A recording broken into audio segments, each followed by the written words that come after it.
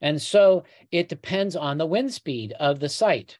So if you can imagine a 14-mile-an-hour wind speed, average wind speed, and then that's around 2,000 megawatt hours per megawatt.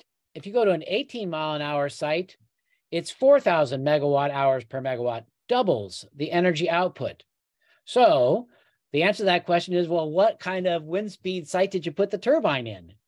If it's windier, it's going to cover its energy costs, carbon costs much faster from the energy that it produces.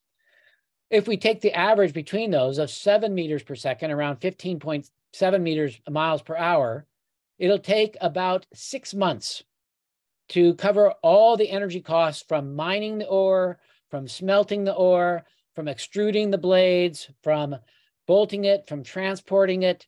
So it'll take about 6 months of energy output.